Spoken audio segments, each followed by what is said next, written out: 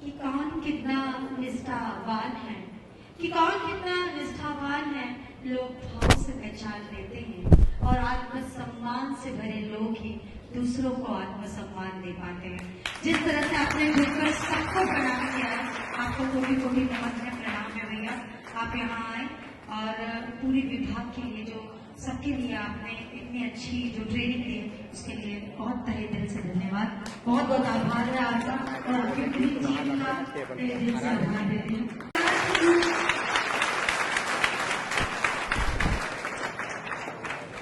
इतना कहते हैं ना, कौन कितना पसीना बहाता है तभी वो कहीं जाकर महान बन पाता है।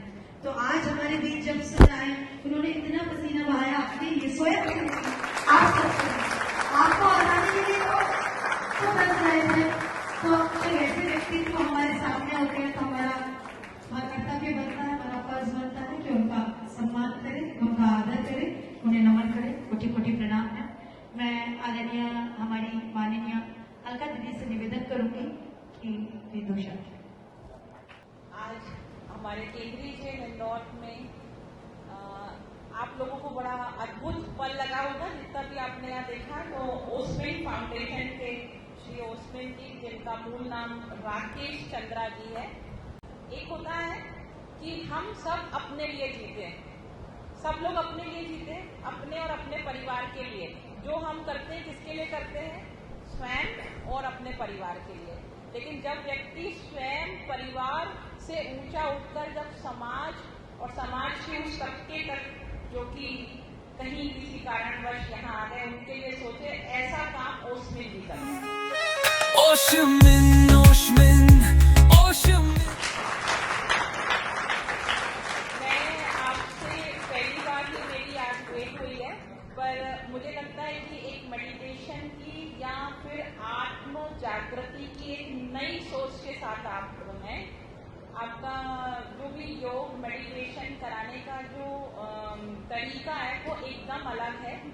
क्योंकि कहते हैं कि दूसरों के दुख से खुश होना तो सब जानते हैं, पर दूसरों के दुख को मिटा करके उसमें खुशी पहुंचाना कम ही होता है। ओस्मिन ओस्मिन ओस्मिन। और एक चीज और बता दूं मैं, ये कभी भूलते नहीं होंगे भैया, सुना नहीं, दोबारा बोलते। एक चीज और बता दें, भाई साहब कभी बुढ़े नहीं होंगे। कारण दो है, एक तो हंसते हैं और दूसरों को हंसाते हैं, और इतना झुकते हैं कि पूरा झुक जाते हैं, इतना झुकते हैं पूरा ही झुक जाते हैं। तो दो ही चीज है, या तो इंसान बीमार क्यों होता है?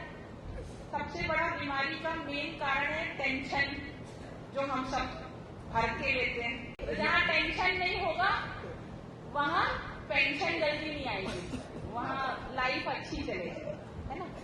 और दूसरी चीज ये है कि फूलों में भी कीड़े पाए जाते हैं, पत्थरों में भी कीड़े पाए जाते हैं। खोज के तो देखो, नर में भी नारायण पाए जाते हैं।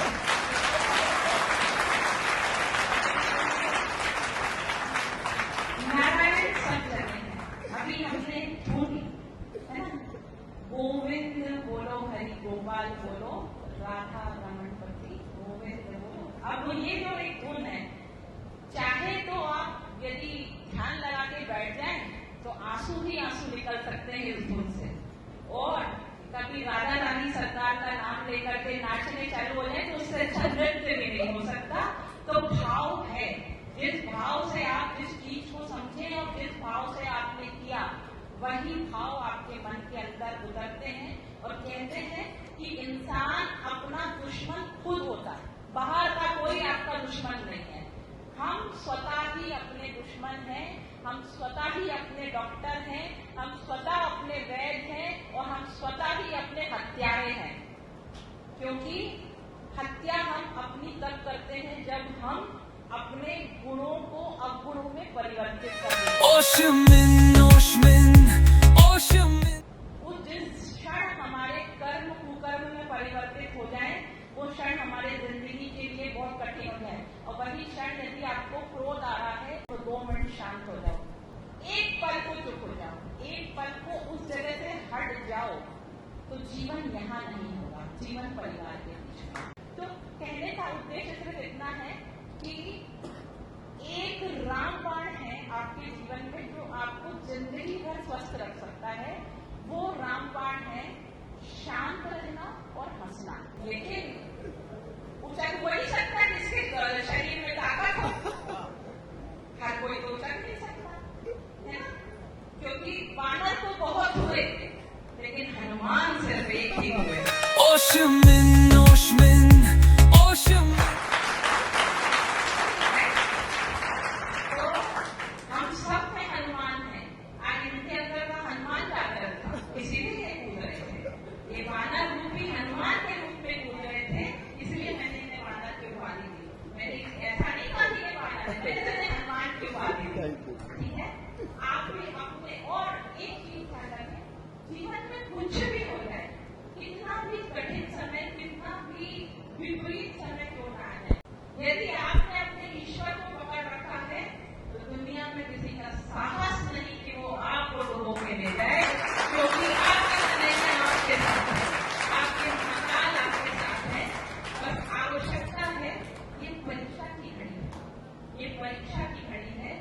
और ईश्वर भी परीक्षा उनकी देता है जो उसके सबसे चहेते होते हैं। हर किसी की ईश्वर परीक्षा भी नहीं देता।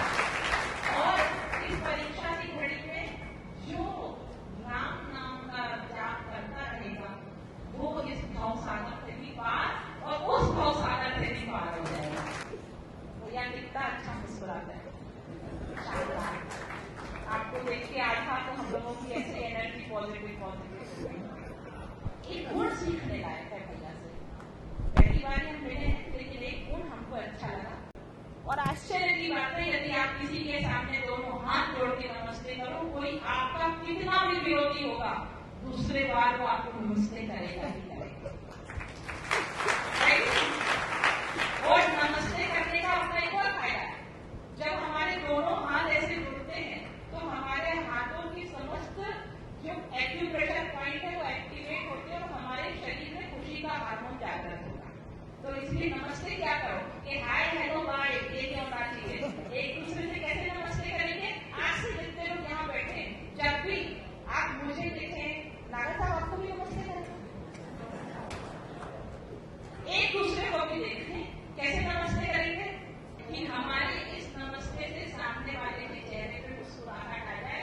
और सीख सकूं तो इनसे पूछो के आगे नमन करना सीख लो, क्योंकि ये कला बहुतों में नहीं होती, कुछ एक में हुआ करती है। और जिनमें ये कला हो जाती है वो राकेश जी से ओसमिन जी बन जाते हैं।